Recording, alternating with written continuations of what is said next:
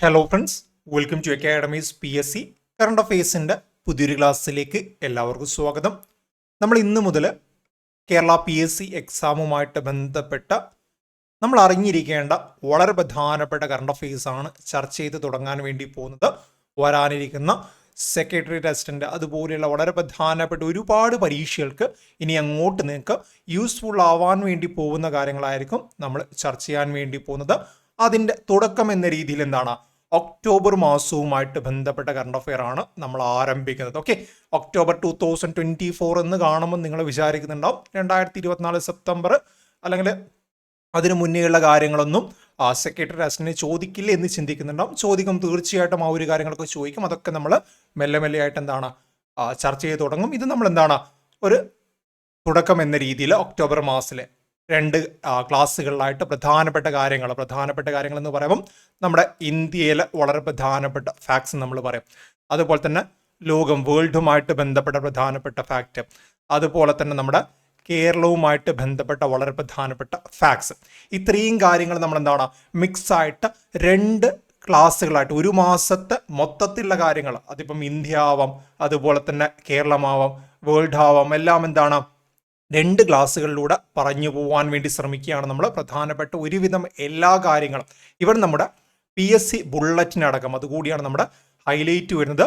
PSC ബുള്ളറ്റിനടക്കം നമ്മൾ എന്താണ് അതിലുള്ള ഒരു കാര്യം പോലും വിട്ടുപോവാതെ പ്രധാനപ്പെട്ട എല്ലാ കാര്യങ്ങളും ഉൾക്കൊള്ളിച്ചിട്ട് പരീക്ഷയ്ക്ക് പരമാവധി നമുക്ക് ചോദ്യങ്ങളെല്ലാം കിട്ടുക എന്ന ലക്ഷ്യത്തോടു കൂടെ തന്നെയാണ് ഈ ഒരു കോഴ്സ് കാര്യങ്ങൾ നമ്മൾ പ്രിപ്പയർ ചെയ്തിട്ടുള്ളത്. സോ ഇന്ന് ഐശ്വര്യമായിട്ട് നമ്മൾ കാര്യങ്ങൾ ആരംഭിക്കുകയാണ്. 2024 ഒക്ടോബർ മാസത്തിലെ കറണ്ട് അഫയേഴ്സ് ആണ് ചർച്ച ചെയ്ത് വരാൻ വേണ്ടി പോകുന്നത്. ഈ ഒരു ക്ലാസ്സോടുകൂടെ നിങ്ങൾക്ക് മനസ്സിലാവും ഏത് രീതിയിലാണ് നമ്മൾ മുന്നോട്ടേക്ക് പോകുന്നത്, എന്തൊക്കെ കാര്യങ്ങളാണ് ചർച്ച ചെയ്യുന്നത് തുടങ്ങിയ കാര്യങ്ങളൊക്കെ ഈ ഒരു ക്ലാസ്സോടുകൂടെ നിങ്ങൾക്ക് മനസ്സിലാവും. ഇത് കണ്ടിന്യൂസ് ആയിട്ട് നമുക്ക് എന്താണ് മുന്നോട്ടേക്ക് കൊണ്ടുപോകാം. നിങ്ങളുടെ സപ്പോർട്ടിൻ്റെ തീർച്ചയായിട്ടും ഞങ്ങൾ എന്താണ് ഈ ഒരു കാര്യങ്ങളുമായിട്ട് മുന്നോട്ടേക്ക് പോകും. ഇതുമായിട്ട് ബന്ധപ്പെട്ട കറണ്ട് അഫെയറിൻ്റെ കൂടുതൽ കാര്യങ്ങൾ നിങ്ങൾക്ക് ആവശ്യമുണ്ടെങ്കിൽ തീർച്ചയായിട്ടും കൂടുതൽ കാര്യങ്ങൾ നമ്മൾ ചർച്ച ചെയ്തിട്ട് മുന്നോട്ടേക്ക് വരും. സോ നമുക്ക് എന്താണ് ആദ്യത്തെ കറണ്ട് അഫെയർ എന്താണെന്ന് നോക്കാം അല്ലേ. So operation Sadbhav. എന്താണ് ഓപ്പറേഷൻ സദ്ഭവ്? പരീക്ഷയ്ക്ക് പലപ്പോഴും ചോദിക്കാറുണ്ടല്ലേ, ഇതുപോലെയുള്ള വളരെ പ്രധാനപ്പെട്ട ഓപ്പറേഷൻ തന്നിട്ട് അതെന്തുമായിട്ട് ബന്ധപ്പെട്ടിരിക്കുന്നു, അല്ലെങ്കിൽ തിരിച്ചു തന്നിട്ട് ആ ഒരു ഓപ്പറേഷൻ ഇന്ന കാര്യം സംഭവിച്ചല്ലോ, ആ ഒരു ഓപ്പറേഷൻ്റെ പേരെന്തായിരുന്നു എന്നൊക്കെ പറഞ്ഞ് നമ്മൾ ചോദ്യങ്ങൾ കാണാറുണ്ടല്ലേ. സോ ഇവിടെ എന്താണ് ഓപ്പറേഷൻ സദ്ഭവ്? എന്താണ് ഓപ്പറേഷൻ സദ്ഭവ്, അല്ലെങ്കിൽ എന്തുമായിട്ട് ബന്ധപ്പെട്ടിരിക്കുന്നു? നമുക്ക് കറണ്ട് അഫെയർ നിങ്ങൾ റീസെൻ്റ് ആയിട്ട് നടന്ന പരീക്ഷകൾ കണ്ടിട്ടുണ്ടാകും. കറണ്ട് അഫെയർ എന്താണ്, നമുക്ക് ഒരു മാർക്കിൻ്റെ ചോദ്യം എന്ന് കരുതിയിട്ട് സിംപിളി ഈ ഞാൻ പറഞ്ഞതുപോലെ ഓപ്പറേഷൻ സദ്ഭവ് എന്താണെന്നോ അല്ലെങ്കിൽ തിരിച്ചിട്ട് എന്താണ് ആ കാര്യം തന്നിട്ട് ഏത് ഓപ്പറേഷൻ ആണെന്നോ എന്ന് മാത്രമല്ല ചോദിക്കുന്നത്, അതുമായിട്ട് ബന്ധപ്പെട്ട റിലേറ്റഡ് കാര്യങ്ങൾ കൂടി ഇപ്പം വരുന്നുണ്ട്. ഈവൻ സ്റ്റേറ്റ്മെൻറ്റ് ടൈപ്പ് പോലും പല ചോദ്യങ്ങളും നിങ്ങൾ കണ്ടിട്ടുണ്ടാകും. മുൻപ് നടന്നൊരു പരീക്ഷയ്ക്ക് PSC എക്സാമിന് ഒരു സൈക്ലോണുമായിട്ട് ബന്ധപ്പെട്ട ആ സൈക്ലോണിൻ്റെ ഉത്ഭവം എവിടെയാണ്, ഏത് ഉൾക്കടലിലാണ് ഉദ്ഭവം, ഏത് ഓഷ്യനിലാണ് ഉദ്ഭവം, അതുപോലെ തന്നെ ഉദ്ഭവം ഉണ്ടായിട്ടുള്ള ഡേറ്റ് തുടങ്ങിയ കാര്യങ്ങളൊക്കെ ചോദിച്ചിട്ടുണ്ടല്ലേ. സോ ഇത്തരത്തിൽ ഓപ്പറേഷൻ സദ്ഭവ് എന്നൊക്കെ പറയുന്ന വളരെ പ്രധാനപ്പെട്ട കാര്യങ്ങളെക്കുറിച്ചുള്ള പ്രധാനപ്പെട്ട ഫാക്റ്റ് നമ്മൾ അറിഞ്ഞിട്ട് പോകുന്നതായിരിക്കും ഏറ്റവും നല്ലത്. അല്ലെങ്കിൽ നിങ്ങൾക്ക് എന്താണ് സിംപ്ലി എന്താണെന്ന് മാത്രം പഠിച്ചിട്ട് പോകാം, ബട്ട് എന്താണ് ഡീറ്റെയിൽ ആയിട്ട് പഠിക്കുന്നതാണ് ഇപ്പോഴത്തെ എക്സാം പാറ്റേൺ നമുക്ക് ഏറ്റവും എന്താണ് യൂസ്ഫുൾ ആയിട്ട് വരുന്നത്. സോ ഡിഗ്രി ലെവൽ എക്സാമിന് തീർച്ചയായിട്ടും നമ്മൾ എന്താണ് ഈ രീതിയിൽ തന്നെ ചർച്ച ചെയ്തിട്ട് പോവേണ്ടതായിട്ടുണ്ട്. സോ എന്താണ് ഓപ്പറേഷൻ സദ്ഭവ് എന്ന് ചോദിച്ചാൽ നിങ്ങൾ കേട്ടിട്ടുണ്ടാവും ടൈഫൂൺ യാഗി. ഓക്കെ, യാഗി എന്ന് പറയുന്ന കൊടുങ്കാറ്റ് എന്താണ് ആഞ്ഞടിച്ചിട്ട് ലോകത്തിൻ്റെ പല ഭാഗങ്ങളിലും, പ്രത്യേകിച്ച് വിയറ്റ്നാം പോലെയുള്ള ഭാഗങ്ങളിലൊക്കെ എന്താണ് വളരെ വലിയ രീതിയിലുള്ള നാശനഷ്ടങ്ങൾ ഉണ്ടാക്കിയ കാര്യം നിങ്ങൾ ന്യൂസുകളിലൂടെയൊക്കെ വായിച്ചിട്ടുണ്ടാവും അല്ലേ. സൗത്ത് ഈസ്റ്റ് ഏഷ്യയിലും സൗത്ത് ചൈനയിലൊക്കെ വളരെ വലിയ രീതിയിലുള്ള നാശനഷ്ടങ്ങൾ ഈ ഒരു ഓപ്പറേഷൻ സദ്ഭവ് അല്ല, ടൈഫൂൺ യാഗിയുമായിട്ട് ബന്ധപ്പെട്ട് ഉണ്ടായിരുന്നു. ഇങ്ങനെ ടൈഫൂൺ യാഗിയുമായിട്ട് ബന്ധപ്പെട്ടിട്ട് വിയറ്റ്നാമിൽ വളരെ വലിയ രീതിയിലുള്ള നാശനഷ്ടങ്ങൾ ഉണ്ടായ സമയത്ത് ആ വിയറ്റ്നാമിനെ സഹായിക്കാൻ എന്ന രീതിയിൽ, അല്ലെങ്കിൽ ഫസ്റ്റ് റെസ്പോണ്ടർ എന്ന രീതിയിൽ നമ്മുടെ ഇന്ത്യ ആരംഭിച്ചൊരു ഓപ്പറേഷനാണ് ടൈഫൂൺ യാഗി. ഓക്കെ, ഇത്തരത്തിൽ മുൻപ് പരീക്ഷകൾക്ക് പല ഓപ്പറേഷൻസ് ചോദിച്ചിട്ടുണ്ടല്ലേ. നമ്മുടെ ഗവൺമെൻറ് എന്താണ് പല പ്രദേശങ്ങളുമായിട്ട് ബന്ധപ്പെട്ടിട്ട് കലാമിറ്റീസ് ഒക്കെ വരുന്ന സമയത്ത്, ഉരുൾപൊട്ടൽ അല്ലെങ്കിൽ ഭൂകമ്പം, അതുപോലെ യുദ്ധമൊക്കെ വരുന്ന സമയത്ത് അവിടെ കുടുങ്ങിക്കിടക്കുന്ന പല രാജ്യങ്ങളുമായിട്ട് ബന്ധപ്പെട്ട് കുടുങ്ങിക്കിടക്കുന്ന ഓപ്പറേഷൻ ശക്തി, ദേവി ശക്തി, ഓപ്പറേഷൻ ഗംഗ എന്നൊക്കെ പറഞ്ഞ പല കാര്യങ്ങളുണ്ടായിരുന്നു. അതൊക്കെ പരീക്ഷയ്ക്ക് ചോദ്യമായിട്ട് വന്നിട്ടുണ്ട്. അതുകൊണ്ടാണ് ഓപ്പറേഷൻ സദ്ഭവ് നമ്മൾ ഇത്രയും ഇമ്പോർട്ടൻ്റ് ആയിട്ട് പറയുന്നത്. The government of India launched operation Sadbhav to provide humanitarian assistance to countries affected by typhoon Yagi. Typhoon Yagi എന്ന് പറയുന്ന ഒരു കൊടുങ്കാറ്റുമായിട്ട് ബന്ധപ്പെട്ട് ഏതൊക്കെ രാജ്യങ്ങൾക്ക് നാശനഷ്ടങ്ങൾ ഉണ്ടായിട്ടുണ്ടോ, സോ ആ രാജ്യങ്ങൾക്ക് തങ്ങളാലാവുന്ന രീതിയിൽ അത്യാവശ്യമായുള്ള മെഡിസിൻസ്, ഭക്ഷണങ്ങൾ, കാര്യങ്ങളൊക്കെ എയർലിഫ്റ്റ് ചെയ്ത് എത്തിക്കാൻ വേണ്ടിയിട്ടാണ് നമ്മുടെ ഇന്ത്യ ഓപ്പറേഷൻ സദ്ഭവുമായിട്ട് മുന്നോട്ടേക്ക് പോകുന്നത്. രാജ്യങ്ങൾ എന്ന കൺട്രീസ് എന്ന് പറയുന്നുണ്ടെങ്കിൽ പ്രധാനമായിട്ടും നമ്മൾ ആരെയായിരുന്നു ലക്ഷ്യം വെച്ചത്? വിയറ്റ്നാമിനായിരുന്നു നമ്മൾ സഹായങ്ങൾ ഓഫർ ചെയ്യേണ്ടായിരുന്നത്. Under operation Sadbhav, India has extended assistance to the government of Vietnam to provide relief to the affected communities in northern Vietnam impacted by natural disaster. ഈ പറയുന്ന ടൈഫൂൺ യാഗി കാരണം വിയറ്റ്നാമിൽ നാശനഷ്ടങ്ങൾ സംഭവിച്ച പ്രദേശങ്ങളുണ്ടല്ലോ, അവിടെ അത്യാവശ്യമായിട്ട് ലഭിക്കേണ്ട കാര്യങ്ങൾ, അതിപ്പം പണപരമായിട്ടുള്ള ആവശ്യങ്ങളാവാം, അല്ലെങ്കിൽ മെഡിസിൻസ് ആവാം, ഭക്ഷണങ്ങളാവാം, സോ അതൊക്കെ എത്തിച്ചു നൽകാൻ വേണ്ടിയിട്ട് ഇന്ത്യയുടെ ഭാഗത്തു നിന്നുള്ള ശ്രമമായിരുന്നു ടൈഫൂൺ യാഗി എന്ന പേരിൽ വിളിച്ചത്. Prime Minister Narendra Modi had conveyed solidarity to his Vietnam counterpart Pham Minh Chinh after the typhoon struck their country. അതായത് നമ്മുടെ ഇന്ത്യയുടെ പ്രൈം മിനിസ്റ്റർ നരേന്ദ്രമോദിയും അതുപോലെ തന്നെ വിയറ്റ്നാമിൻ്റെ ഹെഡായുള്ള ഫാം മിൻ ചിന്നും തമ്മിൽ ഇതുമായിട്ട് ബന്ധപ്പെട്ട് ചർച്ച ചെയ്തു എന്ന് മാത്രമേ ഉള്ളൂ. നമ്മളോട് പരീക്ഷയ്ക്ക് ചോദ്യം വരും, ഫാം മിൻ ചിന്നുമായിട്ട് ബന്ധപ്പെട്ട് വിയറ്റ്നാമിൻ്റെ ഹെഡ് എന്ന രീതിയിൽ ചോദ്യം വരും. Okay, India has been among the first responder in providing humanitarian assistance and disaster relief to impacted countries. So HADR നിങ്ങൾ കേട്ടിട്ടുണ്ടാവും.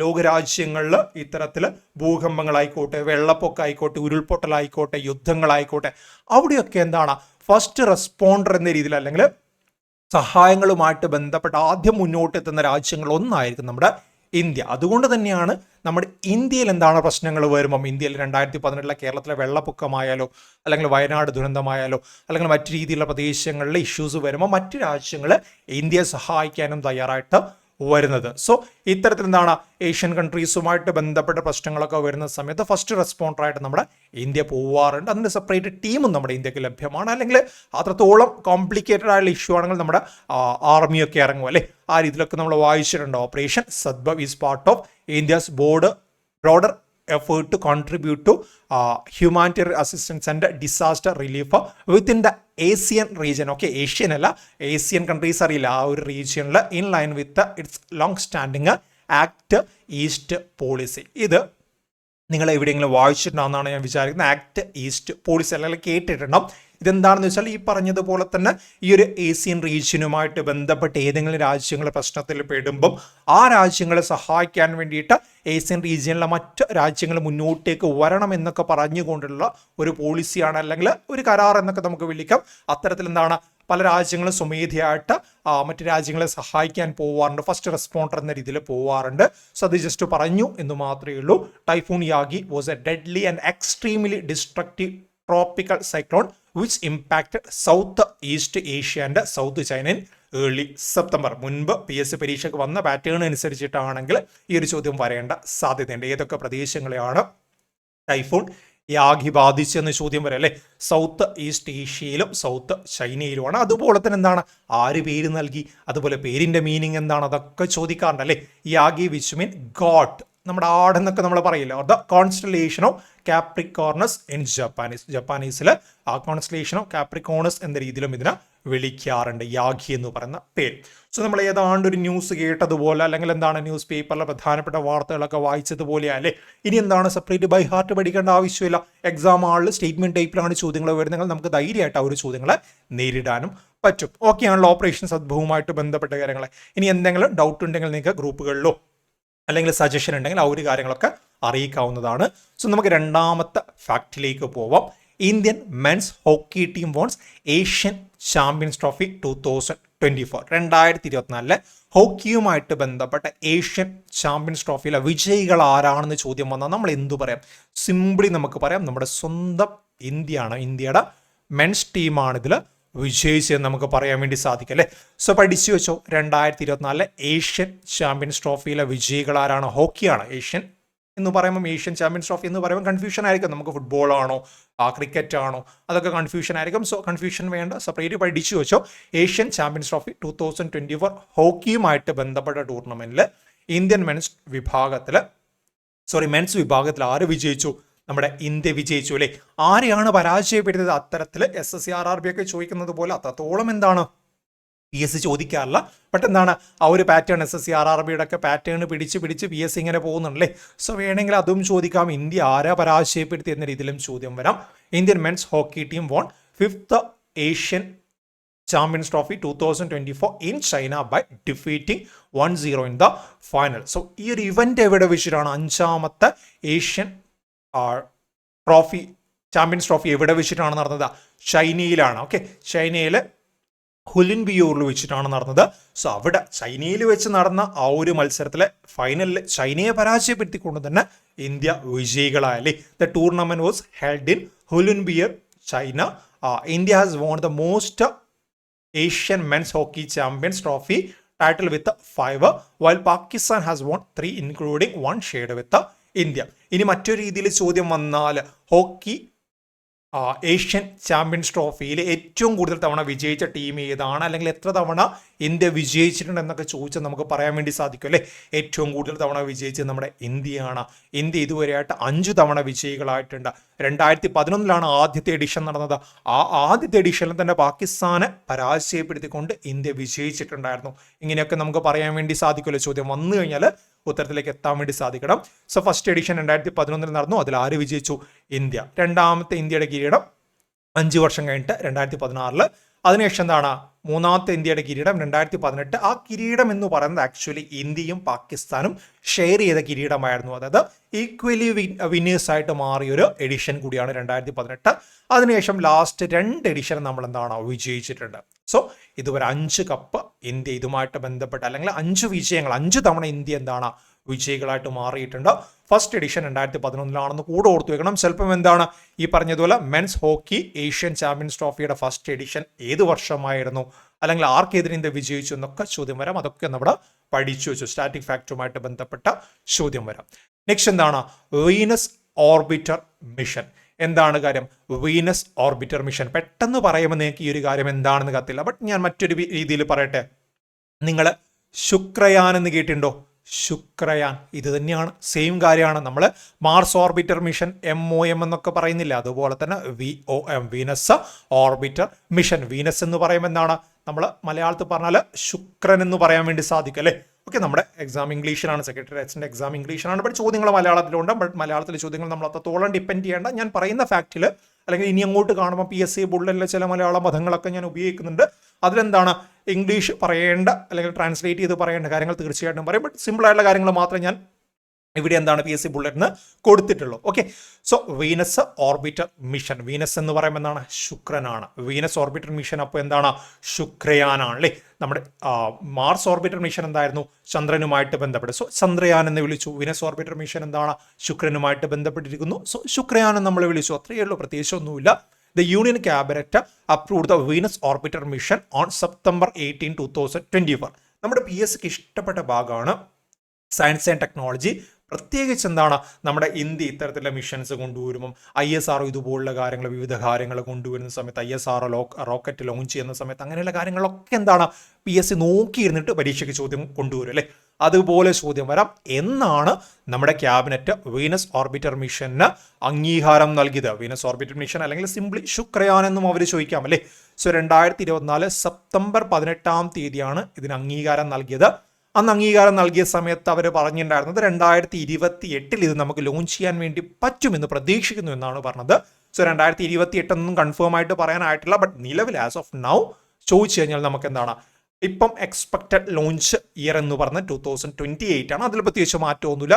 ഇനി പോകെ എന്താണ് വേറെ പ്രത്യേകിച്ച് ഇഷ്യൂ ഒന്നും ഇല്ലെങ്കിൽ നമ്മുടെ ചാന്ദ്രയാനൊക്കെ ആയിട്ട് ബന്ധപ്പെട്ട് ചാന്ദ്രയാൻ 3 ഒക്കെ എന്താണോ ഇനീഷ്യലി കോവിഡ് ആ ഒരു സമയത്തൊക്കെയാണ് നമ്മൾ ലോഞ്ച് ചെയ്യാൻ വേണ്ടി പ്ലാൻ ചെയ്തല്ലേ. ബട്ട് അൺഎക്സ്പെക്റ്റഡ് ആയിട്ട് കോവിഡ് കയറി വന്ന് അതൊക്കെ ഡിലേ ആയിട്ടുണ്ട്. സോ ഇത്തരത്തിൽ നമ്മൾ പ്രതീക്ഷിക്കാത്ത ഡിലേ ഒക്കെ വന്നു കഴിഞ്ഞാൽ ചിലപ്പോൾ 2028 മാറും. അങ്ങനെ ഡിലേ ഒന്നും വന്നിട്ടില്ല. ഫണ്ടും കാര്യങ്ങളൊക്കെ ഓക്കെയാണ്. എല്ലാ കാര്യങ്ങളും ടെസ്റ്റും കാര്യങ്ങളൊക്കെ സക്സസ് ഒക്കെ ആണെങ്കിൽ തീർച്ചയായിട്ടും 2028 ഈ ഒരു മിഷൻ നമുക്ക് സക്സസ്ഫുള്ളി ലോഞ്ച് ചെയ്യാൻ വേണ്ടി പറ്റട്ടെ എന്ന് തന്നെയാണ് പ്രതീക്ഷ. The union cabinet approve the Venus orbiter mission on date അവിടെ പഠിച്ചു വെച്ചു സെപ്റ്റംബർ 18, 2024. എന്തിനാണ് Venus orbiter mission? To study the planet Venus. വീനസുമായിട്ട് ബന്ധപ്പെട്ട പരീക്ഷയ്ക്ക് ചോദിച്ച 2-3 കാര്യങ്ങൾ ഞാൻ പറഞ്ഞുതരാം. മുൻപ് ചോദിച്ചതാണ് സയൻസ് ആൻഡ് ടെക്നോളജിയുമായിട്ട് ബന്ധപ്പെട്ട് വന്ന കാര്യങ്ങൾ. സോ അതൊക്കെ കൂടാം. അതാണ് പ്രധാനമായിട്ട് ഞാൻ ഇങ്ങനെ ഡീറ്റെയിൽ ഫാക്ട് പറയുന്ന ലക്ഷ്യം. പ്രീവിയസിൽ വന്ന കാര്യങ്ങളൊക്കെ എന്താണ് നമുക്കൊന്ന് പൊടി തട്ടിയെടുക്കാം അല്ലേ. The Venus orbiter mission unofficially known as Shukrayaan. ഇത് മറ്റൊരു രീതിയിൽ അറിയപ്പെടാറുണ്ടല്ലേ. മാർസ് ഓർബിറ്റർ മിഷന്റെ മറ്റൊരു പേര് എന്താണ്? അത് ചന്ദ്രയാൻ ആണെങ്കിൽ ഇത് ശുക്രയാനാണ്. Is planned ISRO mission to study the surface and atmosphere of Venus. ശുക്രനുമായിട്ട് ബന്ധപ്പെട്ട് അതിൻ്റെ അറ്റ്മോസ്ഫിയർ ഏത് രീതിയിലുള്ളതാണ്, നമുക്ക് വാസയോഗ്യമാണോ, അതിൻ്റെ സർഫേസ് എന്താണ് അവസ്ഥ, അതൊക്കെ പഠിക്കാൻ വേണ്ടിയിട്ടാണ് ശുക്രയാൻ എന്ന് പറയുന്ന മിഷനുമായിട്ട് ISRO മുന്നോട്ട് പോയിക്കൊണ്ടിരിക്കുന്നത്. Shukrayaan 1 will be launched on either GSLV Mk2 geosynchronous satellite launch vehicle 2 അല്ലെങ്കിൽ എന്താണ് GSLV Mk3. അത് ആ ഒരു സമയത്ത് അവസ്ഥ എന്താണോ അതിനനുസരിച്ചിട്ടായിരിക്കും ലോഞ്ച് വരുന്നത്. നിലവിൽ ആസ് ഓഫ് നൗ നമ്മുടെ ഡിസിഷൻ പ്രകാരം ISROയുടെ ഒക്കെ ഡിസിഷൻ പ്രകാരം ഇതിന്റെ ലോഞ്ച് വെഹിക്കിളായിട്ട് ഈ ഒരു വീനസ് ഓർബിറ്റർ മിഷൻ അല്ലെങ്കിൽ ശുക്രയാന്റെ ലോഞ്ച് വെഹിക്കിളായിട്ട് GSLV Mk2 അല്ലെങ്കിൽ Mk3 ഇതിലേതെങ്കിലും ഒന്നുണ്ടാവുമെന്നാണ് അവർ നിലവിൽ പറഞ്ഞത്. സോ നിലവിൽ പറഞ്ഞ കാര്യങ്ങൾ പരീക്ഷയ്ക്ക് ചോദ്യമായിട്ട് വരും. അത് അവിടെ ഒന്ന് പഠിച്ചു വെച്ചോ. Venus is second planet from the sun and 6 in the solar system in size and mass. നമ്മൾ സോളാർ സിസ്റ്റത്തിൽ സണ്ണിന്ന് കഴിഞ്ഞാൽ എന്താണ് മെർക്കുറി, വീനസ് ആ രീതിയിൽ. മെർക്കുറി തന്നെയാണ് ഒന്നാമത് എന്നാണ് എൻ്റെ ഒരു ഓർമ്മ. ഞാൻ പറഞ്ഞതിൽ മിസ്റ്റേക്ക് ഉണ്ടെങ്കിൽ ഒന്ന് തിരുത്തണം. സോ പെട്ടെന്ന് പറഞ്ഞതാണ്. ഓക്കെ, സോ രണ്ടാമതാണ് എന്ത് വരുന്നത്? വീനസ്, ശുക്രൻ വരുന്നത് രണ്ടാമതാണ്. സോ സോളാർ സിസ്റ്റത്തിൽ സൈസ് ആൻഡ് മാസ് നമ്മൾ വെച്ച് നോക്കുന്ന സമയത്ത് 6ാം സ്ഥാനം. എന്നാൽ സണ്ണിൽ നിന്ന് പൊസിഷന് 2ാം സ്ഥാനം. അത് പ്രത്യേകം എടുത്ത് ചോദിക്കാറുണ്ട്. സൈസിൽ എത്രാം സ്ഥാനമാണ്, സണ്ണിൽ നിന്ന് പൊസിഷനിൽ എത്രാം സ്ഥാനമാണെന്നൊക്കെ ചോദിക്കാറുണ്ട് അല്ലേ. It is A second brightest natural orbit in the night sky after moon. നമ്മുടെ ഭൂമിയുടെ നാച്ചുറൽ സാറ്റലൈറ്റ് ആയിട്ടുള്ള മൂൺ കഴിഞ്ഞ ചന്ദ്രൻ കഴിഞ്ഞാൽ സോളാർ സിസ്റ്റവുമായിട്ട് ബന്ധപ്പെട്ട സെക്കൻഡ് ബ്രൈറ്റസ്റ്റ് നാച്ചുറൽ ഒബ്ജക്റ്റ് ആയിട്ട് കൂടെ നമുക്ക് എന്താണ് തിളക്കം അല്ലേ. ആ രീതിയിൽ എന്താണ് വീനസിന് പറയാൻ വേണ്ടി സാധിക്കും. അങ്ങനെ ചോദിക്കാറുണ്ട് പരീക്ഷയ്ക്ക്. തിളക്കമേറിയ ഗ്രഹം ഏതാണെന്നൊക്കെ ചോദിക്കാറുണ്ട്. എന്താണത്? വീനസ് ആണല്ലേ. മൂൺ കഴിഞ്ഞാൽ നൈറ്റ് സ്കൈയിലെ സെക്കൻഡ് ബ്രൈറ്റസ്റ്റ് ഒബ്ജക്റ്റ് ഏതാണ്? അത് വീനസ് ആണ്. Unlike the other planet in the solar system, Venus and Uranus spin clockwise on their axis. നമ്മൾ മറ്റ് സോളാർ സിസ്റ്റവുമായിട്ട് ബന്ധപ്പെട്ട മറ്റു പ്ലാനറ്റിനെ കുറിച്ച് നോക്കുകയാണെങ്കിൽ പണ്ടൊക്കെ നവഗ്രഹമായിരുന്നു, ഇപ്പം എത്രയാണ്? 8 എണ്ണമാണ് വരുന്നത് അല്ലേ. സോ അതിന് ബാക്കി 7 എണ്ണം നമ്മൾ കമ്പയർ ചെയ്ത് കഴിഞ്ഞാൽ 6 എണ്ണം കമ്പയർ ചെയ്ത് കഴിഞ്ഞാൽ വീനസും യുറാനസും വീനസും യുറാനസും മാത്രം എന്താണ് ക്ലോക്ക് വൈസിലാണ് കറങ്ങുന്നത് അല്ലേ. അതുകൂടെ അവിടെ നിന്ന് ഓർത്ത് വയ്ക്കണം. ബാക്കിയൊക്കെ ആന്റി ക്ലോക്ക് വൈസിലാണ്. Unlike the other planet in our solar system, Venus and Uranus. അവസാനം വരുമ്പോൾ യുറാനസ് നെപ്റ്റ്യൂൺ മാത്രമാണുള്ളത് അല്ലേ. Spin clockwise on their axis. അതും പരീക്ഷയ്ക്ക് മുൻപ് വന്ന ചോദ്യമാണ്. ഇനി പരീക്ഷയ്ക്ക് സ്ഥിരം വരുന്നൊരു ചോദ്യം ഉണ്ടല്ലോ. എന്താണ്? ഭൂമിയുടെ അഭരൻ എന്നറിയപ്പെടുന്ന ഗ്രഹം ഏതാണ്? എർത്തിന്റെ ട്വിൻ. എന്തുകൊണ്ടാണ് അഭരൻ എന്ന് വിളിക്കുന്നത്? പലപ്പോഴും നമ്മുടെ ആളുകൾ എന്താണ് അഭരൻ എന്നൊക്കെ വിളിക്കുന്നതിന് കാരണം എന്താണ്? പലപ്പോഴും ട്വിൻസ് ആയിട്ടുള്ള ആളുകളുണ്ട് അല്ലേ. കാണാൻ ഒരുപോലെ ഉണ്ടാവും, ഒരേ ഹൈറ്റ് ആയിരിക്കും, ഒരേ ഫേസ് ഷേപ്പ് ആയിരിക്കും, അല്ലെങ്കിൽ എല്ലാ രീതിയിലും അവർ കാണാൻ വേണ്ടി ഒരുപോലെ ആയിരിക്കും. ചിലപ്പം ബ്രദേഴ്സ് ആവണമെന്നില്ല. ഇത്തരത്തിൽ തന്നെ നമ്മുടെ സിനിമാ നടന്മാരൊക്കെ ആയിട്ട് ബന്ധപ്പെട്ട അപരന്മാർ എന്ന് പറയാറുണ്ട് അല്ലേ. എന്തുകൊണ്ടാണ് അപരന്മാർ എന്ന് പറയുന്നത്? കാണാൻ ഏതാണ്ട് അവരെ പോലെ തന്നെയായിരിക്കും, അവരെ പോലെ തന്നെ വെയിറ്റും അവരെ പോലെ തന്നെ ഹൈറ്റും ഒക്കെ ആയിരിക്കും. അതുകൊണ്ടാണ് നമ്മൾ ട്വിൻ അല്ലെങ്കിൽ അപരൻ എന്ന് പറയുന്നത്. അതേപോലെ തന്നെ ഭൂമിയുമായിട്ട് ബന്ധപ്പെട്ട് ഭൂമിയെ കമ്പയർ ചെയ്യുമ്പോൾ കാണാനും സൈസൊക്കെ ഏതാണ്ട് ഒരുപോലെ ഉള്ളത് കൊണ്ട് ഭൂമിയുടെ അഭരൻ അല്ലെങ്കിൽ എർത്തിന്റെ ട്വിൻ എന്നും നമ്മൾ എന്താണ് വീനസിനെ വിളിക്കാറുണ്ട്. Venus has been called the earth twin because of the similarities in their mass, size and densities and their similar relative location in the solar system. അത്തരത്തിൽ നമ്മൾ വിളിക്കാറുണ്ട്. അതുകൂടെ അവിടെ നിന്ന് ഇമ്പോർട്ടൻ്റ് ആയിട്ട് പഠിച്ചു വെച്ചോളൂ. ഓക്കെ, നെക്സ്റ്റ് എന്താണ്?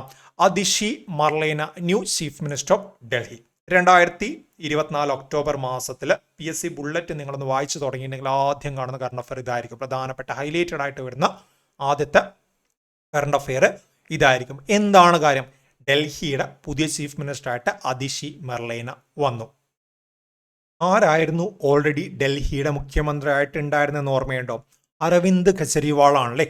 അരവിന്ദ് കെജ്രിവാൾ എൻഫോഴ്സ്മെന്റ് ഡയറക്ടറേറ്റ് EDയുമായിട്ട് ബന്ധപ്പെട്ട കേസുകളിൽ പെട്ടിട്ട് ജയിലിലൊക്കെയാണല്ലേ.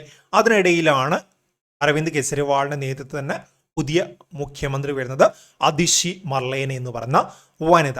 ഇവിടെ 2-3 പ്രത്യേകതകളുണ്ട്. ഒന്നാമത്തെ കാര്യം എന്താണെന്ന് വെച്ചാൽ ഡൽഹിയുടെ മുഖ്യമന്ത്രിയാവുന്ന മൂന്നാമത്തെ വനിതയായിട്ടാണ് അതിഷി മർലേന വന്നത്.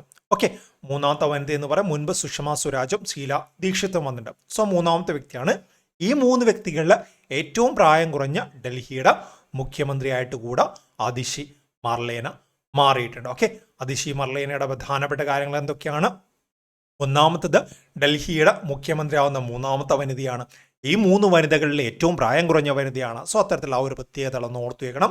തീർച്ചയായിട്ടും എനിക്ക് തോന്നും നമ്മളൊരു ഗസ്സൊക്കെ നടത്തുകയാണെങ്കിൽ ഒരു 99.99% ഈ ഒരു ചോദ്യം വരാനുള്ള സാധ്യതയുണ്ട്. ആരാണ് ഡൽഹിയുടെ മുഖ്യമന്ത്രി എന്ന രീതിയിൽ ചോദ്യം വരാനുള്ള സാധ്യതയുണ്ട്. Arvind Kejriwal has step down from his role as chief minister of Delhi, making way for Atishi Marlena to take over as the leader of the Aam Aadmi party. അങ്ങനെയും ചോദിക്കാറുണ്ട്. PSC മുൻപ് ചോദിച്ചിട്ടുണ്ട് അരവിന്ദ് കെജ്രിവാളിന്റെ പാർട്ടി ഏതാണെന്നൊക്കെ ചോദിക്കാറുണ്ട്. സോ സെയിം പാർട്ടിക്കാർ തന്നെയാണ് അതിഷി മർലേന. അങ്ങനെ അരവിന്ദ് കെജ്രിവാൾ തന്റെ പാർട്ടിയുള്ള അതിഷി മർലേനെ എന്താണ് മുഖ്യമന്ത്രിയായിട്ട് നിയോഗിച്ചു. ഡൽഹി എന്ന് പറയുമ്പോൾ യൂണിയൻ ടെറിട്ടറി ആണ്, നമ്മുടെ നാഷണൽ ക്യാപിറ്റൽ ടെറിട്ടറി ആണ്, NCT ആണല്ലേ. She's Delhi's third woman chief minister. അങ്ങനെയും ചോദ്യം വരാം. അതിഷി മർലേനെ കുറിച്ച് താഴെ പറഞ്ഞ എന്തൊക്കെ കാര്യങ്ങളാണ് ശരിയായതെന്ന് ചോദ്യം വരാം. ഡൽഹിയുടെ മൂന്നാമത്തെ മുഖ്യമന്ത്രിയാണ്.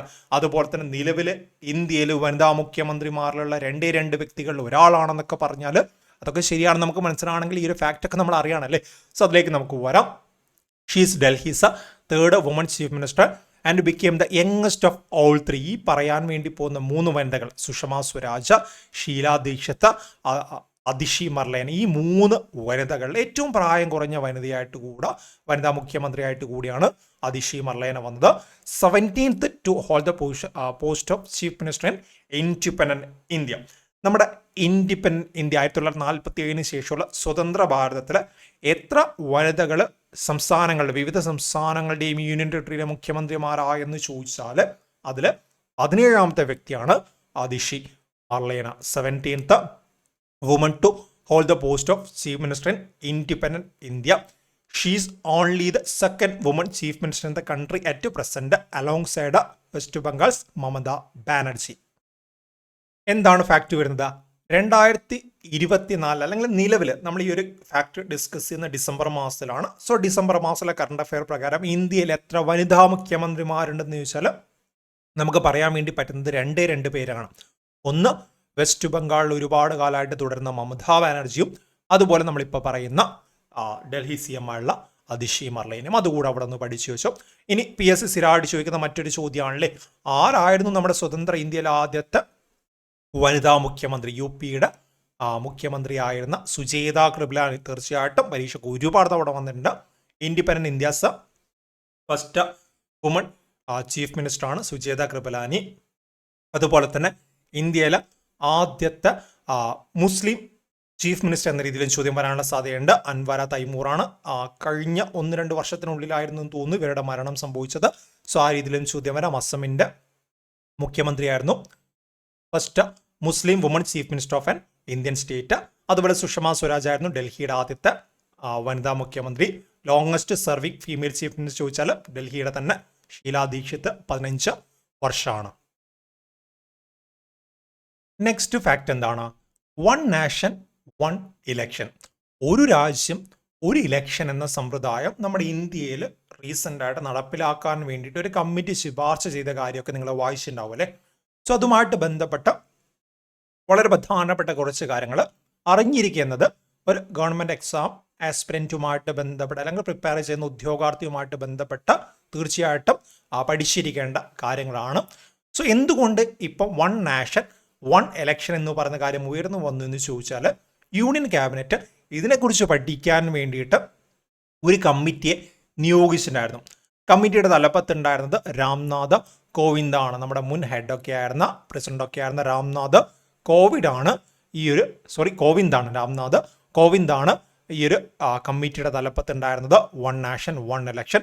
സോ ഒരു കമ്മിറ്റിയുമായിട്ട് ബന്ധപ്പെട്ട റിപ്പോർട്ട് പുറത്തു വന്ന സാഹചര്യത്തിലാണ് നമുക്കിത് വീണ്ടും ചർച്ചയായിട്ട് മാറിയത്.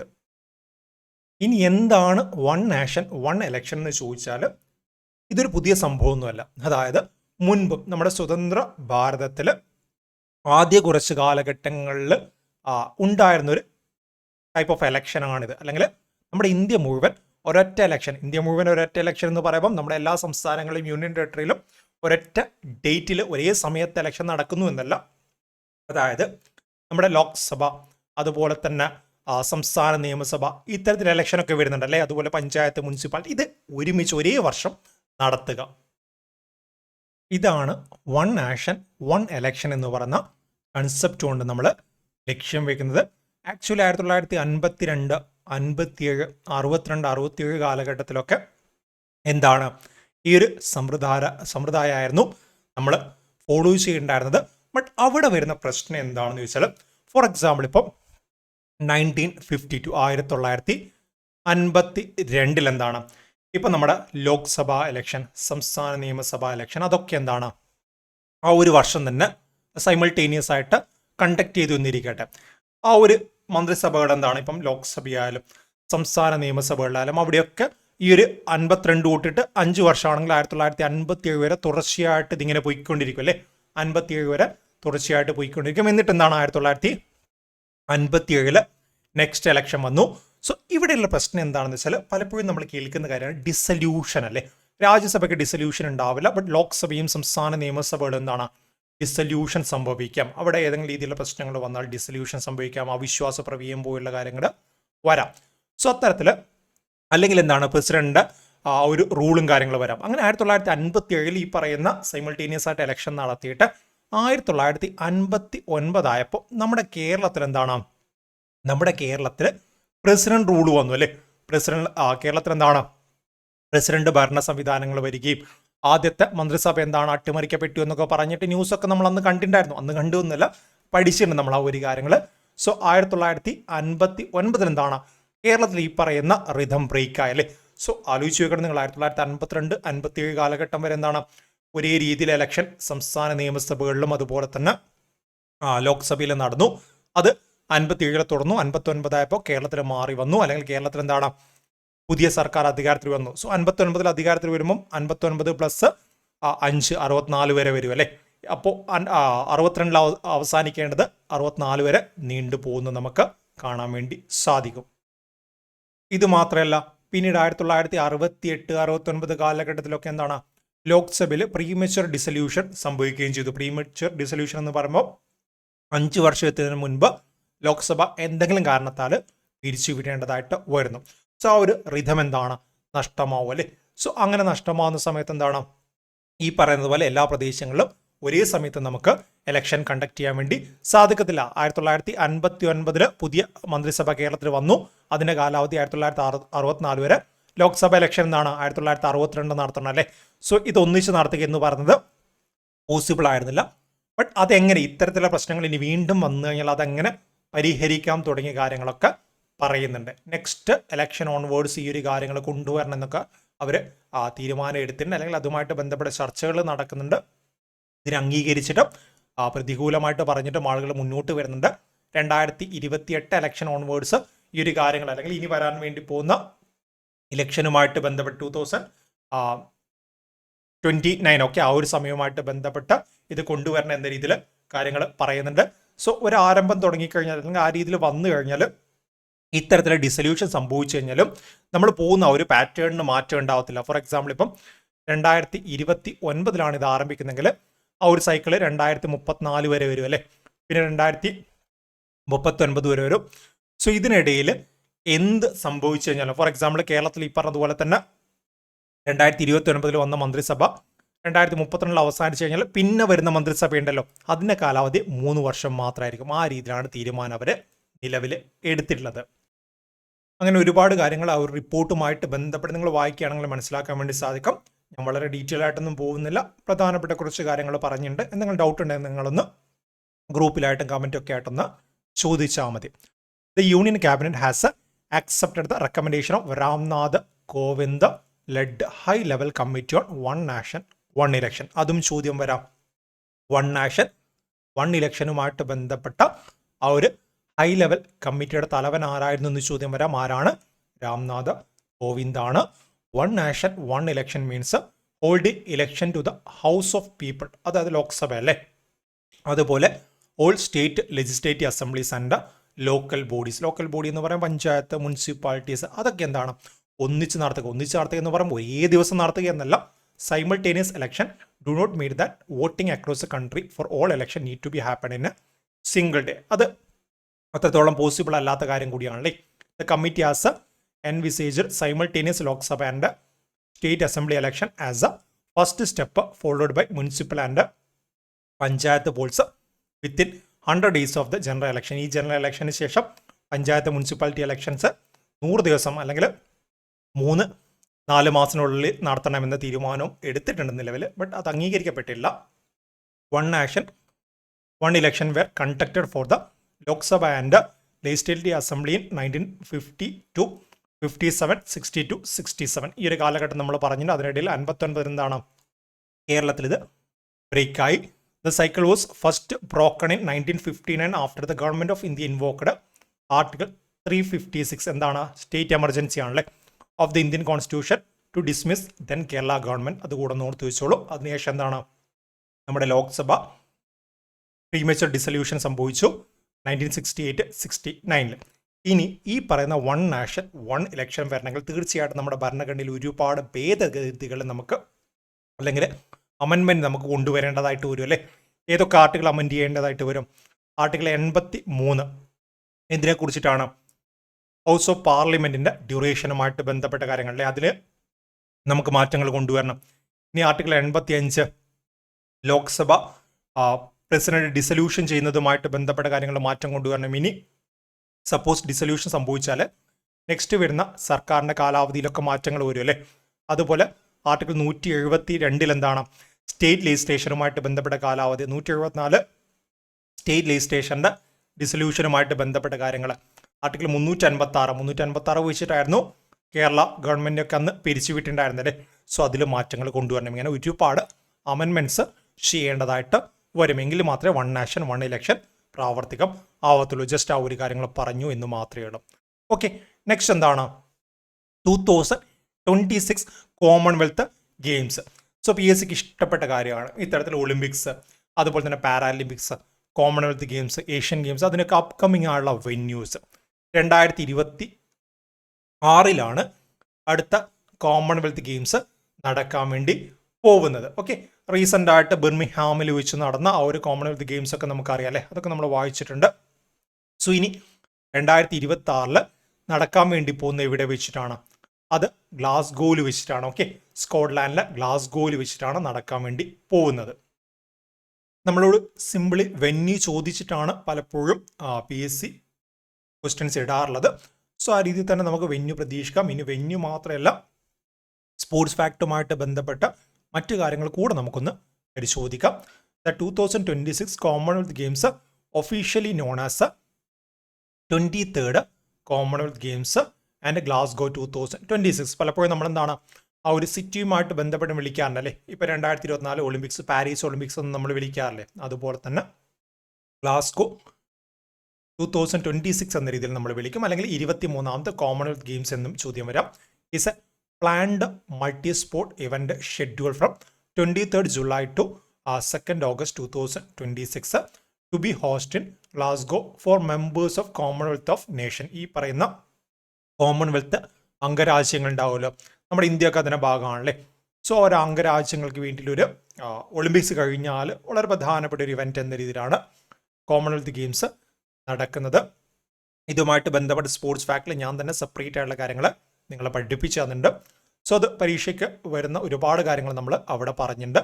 This will be 4th commonwealth games to be hosted in Scotland following 1970 and 86 games in Edinburgh and 2014 games in Glasgow. സ്കോട്ട്ലാൻഡിൽ വെച്ച് നടക്കുന്ന 4ാമത്തെയും ഗ്ലാസ്ഗോയിൽ വെച്ച് നടക്കുന്ന 2ാമത്തെയും കോമൺവെൽത്ത് ഗെയിംസ് ആണല്ലേ. ഇതിനു മുൻപ് എഡിൻബർഗിൽ വെച്ച് 2 തവണ കോമൺവെൽത്ത് ഗെയിംസ് നടന്നു. എഡിൻബർഗ് സ്കോട്ട്ലാൻഡിലാണ് 1970ലും 1986ലും. അതുപോലെ ഗ്ലാസ്ഗോയിൽ വെച്ച് 2ാമത്തെ തവണ 2014 ശേഷം ഇപ്പോൾ 2026 നടക്കാൻ വേണ്ടി പോവുകയാണ്.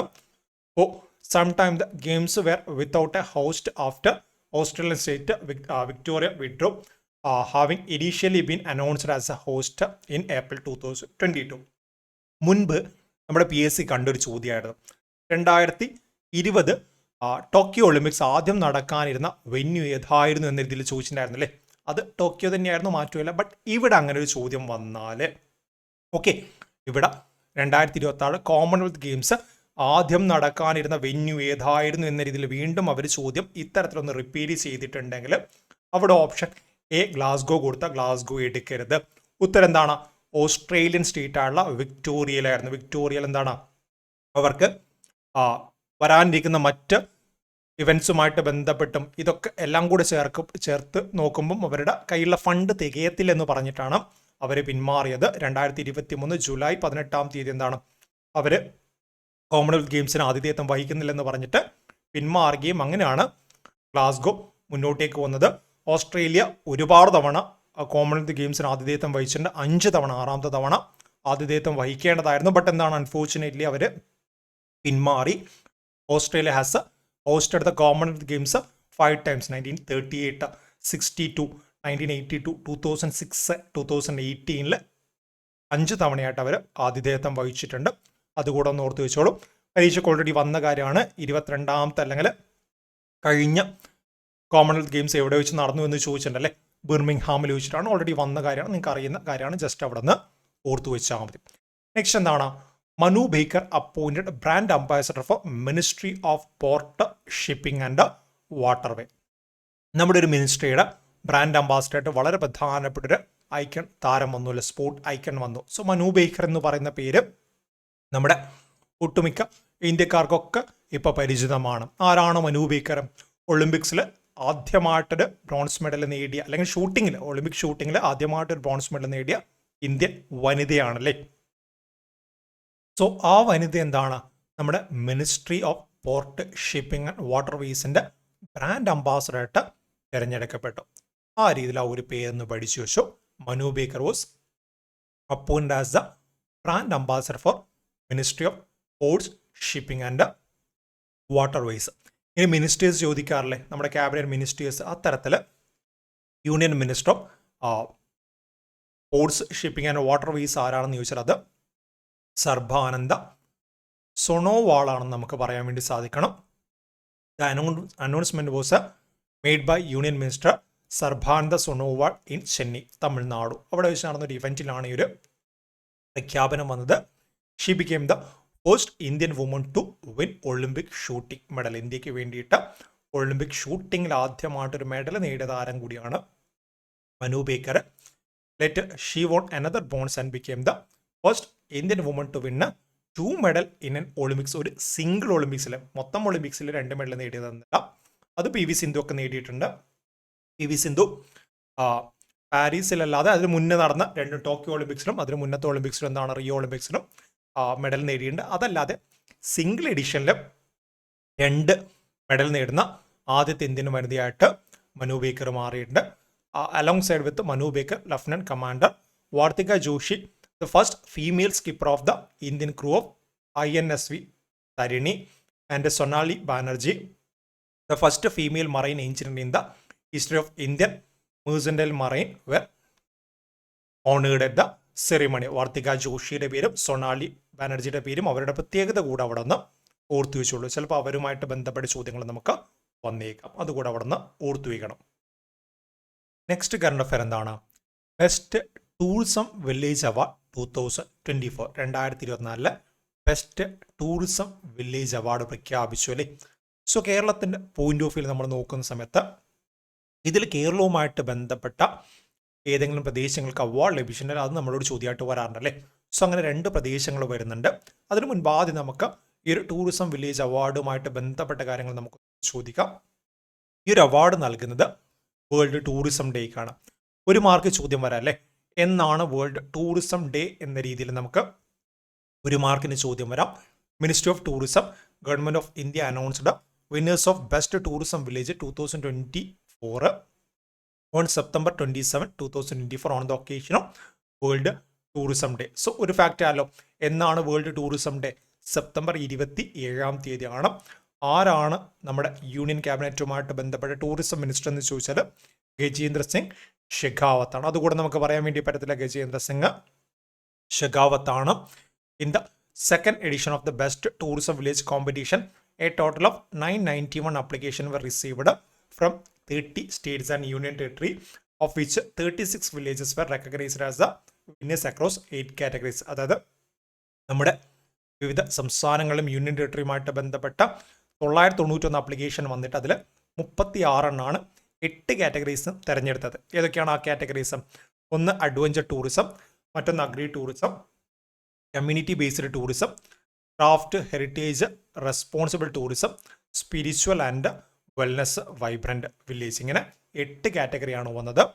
അതിൽ നമ്മുടെ കേരളത്തിൽ വന്നത് ഒന്ന് അഗ്രി ടൂറിസമാണ്. അഗ്രി ടൂറിസമായിട്ട് ബന്ധപ്പെട്ട് കുമരകത്തെ തിരഞ്ഞെടുത്തു. അതുപോലെ റെസ്പോൺസിബിൾ ടൂറിസം, RT ഓർമ്മയിലെ റെസ്പോൺസിബിൾ ടൂറിസമായിട്ട് ബന്ധപ്പെട്ട കടലുണ്ടിയെ തിരഞ്ഞെടുത്തു. ഈ ഒരു കാര്യങ്ങളൊന്നും ഓർത്തിക്കണം. കേരളവുമായിട്ട് ബന്ധപ്പെട്ട് തീർച്ചയായിട്ടും ചോദ്യം വരും. 2024 ബെസ്റ്റ് ടൂറിസം വില്ലേജ് അവാർഡിൽ തിരഞ്ഞെടുക്കപ്പെട്ട കേരളത്തിലെ സിറ്റീസ് ചോദിക്കും. കുമരകവും അതുപോലെ കടലുണ്ടിയാണ്. 2 കാര്യം ഒന്ന് പഠിച്ചു വെച്ചോളും. നെക്സ്റ്റ് എന്താണ്? Shigeru Ishiba set to become Japan's next prime minister. ജപ്പാൻ്റെ നെക്സ്റ്റ് പ്രൈം മിനിസ്റ്റർ ആയിട്ട് വരാൻ വേണ്ടി പോകുന്ന വ്യക്തി അല്ലേ. PSCക്ക് എന്തോ ഇഷ്ടമാണ് ജപ്പാൻ്റെ പ്രൈം മിനിസ്റ്ററുമായിട്ട് ബന്ധപ്പെട്ട കാര്യങ്ങൾ. സോ അത്തരത്തിൽ ഷിങ്കേരു ഇഷിബയുടെ പേര് തീർച്ചയായിട്ടും നമ്മൾ പഠിച്ചു വയ്ക്കണം. Shigeru Ishiba has been chosen as the new leader of Japan's liberal democratic party. ഇടയ്ക്ക് ചെറിയൊരു സ്വഭാവമുണ്ട്, പാർട്ടിയും ചോദിക്കാറുണ്ടല്ലേ. ഒരു വ്യക്തിയുമായിട്ട് ബന്ധപ്പെട്ട സ്റ്റേറ്റ്മെൻറ്റ് ടൈപ്പിൽ ചോദ്യം വരുന്നുണ്ടെങ്കിൽ പാർട്ടിയും ചോദിക്കാറുണ്ട്. ലിബറൽ ഡെമോക്രാറ്റിക് പാർട്ടിയുടെ വക്താവാണ്. ഓൾറെഡി ഉണ്ടായിരുന്ന ഫുമിയോ കിഷിദയെക്കുറിച്ച് ഒരുപാട് തവണ PSC ചോദിച്ചിട്ടുണ്ട്. ഈ ഫുമിയോ കിഷിദയെ റീപ്ലേസ് ചെയ്തുകൊണ്ടാണ് വന്നത്. Who resigned due to corruption scandals and economic problems. Already അദ്ദേഹവുമായിട്ട് ഫുമിയോ കിഷിദയുമായിട്ട് ബന്ധപ്പെട്ട അഴിമതി പ്രശ്നങ്ങളും അദ്ദേഹത്തിൻ്റെ ഭരണകാലത്ത് വന്ന സാമ്പത്തിക പ്രശ്നങ്ങളൊക്കെ നിലനിൽക്കുകയാണ് അദ്ദേഹം രാജിവെച്ചത്. സോ രാജിവെക്കുമ്പോൾ പുതിയ പ്രധാനമന്ത്രി വരണം. അങ്ങനെയാണ് ഷിങ്കേരു ഇഷിബ പുതിയ പ്രധാനമന്ത്രിയായിട്ട് വന്നത്. ഇനി ജപ്പാന്റെ പാർലമെന്റിന്റെ പേര് പരീക്ഷയ്ക്ക് ചോദിക്കാറുണ്ട്. ഡയറ്റ് എന്നാണ്. ഓക്കെ, ജപ്പാന്റെ പാർലമെന്റിന്റെ പേര് ഡയറ്റ്. ചിലപ്പോൾ എന്താണ് റീസണിങ് ഒക്കെ ആയിട്ട് ബന്ധപ്പെട്ട് ചോദ്യം വരാം. The Japanese parliament is known as the diet. ഡയറ്റിൽ ഹൗസ് ഓഫ് റെപ്രസെൻറ്റേറ്റീവും അതുപോലെ ഹൗസ് ഓഫ് കൗൺസിലേഴ്സും ആണ് വരുന്നത്. പ്രൈം മിനിസ്റ്റർ ഒക്കെ എലക്ട് ചെയ്യുന്ന ഡയറ്റിൽ വെച്ചിട്ടാണ്. അതുകൂടെ അവിടെ നിന്ന് ഓർത്തു വെച്ചോളും. നെക്സ്റ്റ് എന്താണ്? Kerala constitute 7th state finance commission. നമ്മുടെ കേരളത്തിലെ 7ാമത്തെ സംസ്ഥാന ഫിനാൻസ് കമ്മീഷൻ നിയോഗിക്കപ്പെട്ട കാര്യമാണല്ലേ. Kerala government on Wednesday constituted 7th state finance commission with 2 year tenure. 2 വർഷത്തെ ടെന്യറോട് കൂടെ എന്താണ് 7th ഫിനാൻസ് കമ്മീഷൻ നമ്മൾ 2024 ഒക്ടോബർ മാസത്തിൽ തെരഞ്ഞെടുത്തിട്ടുണ്ട്. ഇതിൻ്റെ ഹെഡ് ചെയർപേഴ്സൺ ആരെന്നാണ് ചോദ്യം വരിക അല്ലേ. Commission chaired by home planning board member KN Harilal. Okay, KN Harilal എന്ന് പറഞ്ഞ പേര് പഠിച്ചു വെച്ചോളും. Will comprise the principal secretary of local self government department and additional chief secretary of finance department as members. ആരൊക്കെയാണ് ഇതിന് അംഗങ്ങളായിട്ട് വരുന്നത്? ഒന്ന് principal secretary of local self government ഡിപ്പാർട്ട്മെൻറ്റും മറ്റൊന്ന് additional chief secretary of finance department. ഈ 2 പേര് കൂടാതെ ചെയർമാനാണ് പ്രധാന മെമ്പേഴ്സായിട്ട് വരുന്നത്. മറ്റു കാര്യങ്ങൾ പേരുകളൊക്കെ നമുക്ക് പരിചയപ്പെടാം. ഈ ഒരു ഡിസിഷൻ എടുത്തത് പ്രധാനമന്ത്രി ചെയർപേഴ്സൺ ആയിട്ടുള്ളൊരു ക്യാബിനറ്റ് ആണ്. അതുകൂടെ പഠിച്ചു വെച്ചോളൂ. ഒരു കാര്യം കൂടെ അവിടെ നിന്ന് പഠിച്ചു വെക്കണം. ഓക്കെ, ഇനി അംഗങ്ങളുടെ പേര്, അതായത് additional chief secretary finance department, principal secretary LSGI, അതൊക്കെ ചോദിച്ചു കഴിഞ്ഞാൽ ചെയർമാൻ നമ്മൾ ഓൾറെഡി പറഞ്ഞല്ലോ KN ഹരിലാലാണ്. അതുപോലെ A ജയതിലക് IAS ആണ് additional chief secretary finance department വരുന്നത്. അതുപോലെ തന്നെ ഷർമിള മേരി ജോസഫ് ആണ് principal secretary local self government department വരുന്നത്. ചിലപ്പോൾ അതൊക്കെ ഒരു മാർക്കിന് ചോദ്യമായിട്ട് വരാം. ഓൾറെഡി ഫിനാൻസ് കമ്മീഷനുമായിട്ട് ബന്ധപ്പെട്ട കാര്യം നമ്മുടെ കറണ്ട് അഫെയറിൽ വന്നല്ലോ, അതുകൊണ്ട് ആ രീതിയിൽ ചോദ്യം വരാം. ഇനി ഈ ഒരു കമ്മീഷൻ്റെ സെക്രട്ടറി ചോദിച്ചാൽ അനിൽ പ്രസാദ് ആണ്, അഡീഷണൽ സെക്രട്ടറി ഫിനാൻസ് ഡിപ്പാർട്ട്മെൻ്റ് ആണ്. അതുകൂടെ അവിടെ നിന്ന് പഠിച്ചു വെച്ചാൽ മതി. നെക്സ്റ്റ് എന്താണ്? NPS Vatsalya scheme, national pension സ്കീമിൻ്റെ ഒരു സബ് സ്കീം അല്ലെങ്കിൽ കുട്ടികൾക്ക് വേണ്ടിയുള്ളൊരു സ്കീമായിട്ടാണ് ഈ ഒരു NPS വാത്സല്യ സ്കീം വന്നത്. നമ്മുടെ നാഷണൽ പെൻഷൻ സ്കീം അല്ലെങ്കിൽ NPS എന്ന് പറഞ്ഞ ഈ ഒരു സ്കീം നമുക്കറിയാം 18 വയസ്സിന് മുകളിലുള്ള അല്ലെങ്കിൽ അഡൽട്ടായിട്ടുള്ള ആളുകൾക്ക് വേണ്ടിയിട്ടുള്ള അവരുടെ സമ്പാദ്യശീലം വളർത്താനും അതുപോലെ തന്നെ അവർ റിട്ടയർമെൻറ്റ് ഏജ് എത്തുന്ന സമയത്ത് കൃത്യമായിട്ടൊരു തുക അവർക്ക് നൽകാനൊക്കെ വേണ്ടിയുള്ള ഗവൺമെൻറ് പദ്ധതിയാണ് NPS scheme, national pension scheme അല്ലേ. സോ ഈ പരിപാടി കുട്ടികളിലേക്ക് എന്ന് പറയുമ്പോൾ നിങ്ങൾ ചിന്തിക്കുന്നുണ്ടാവും, കുട്ടികൾ ജോലിക്കൊന്നും പോകുന്നില്ലല്ലോ, പിന്നെ എന്ത് പെൻഷനാണെന്ന് വിചാരിക്കുന്നുണ്ടാവും അല്ലേ. കുട്ടികൾക്ക് അവരുടെ പാരൻസ് മുഖേന ഒരു സമ്പാദ്യശീലം വളർത്താനുള്ള ഒരു ഇനീഷ്യേറ്റീവാണ്.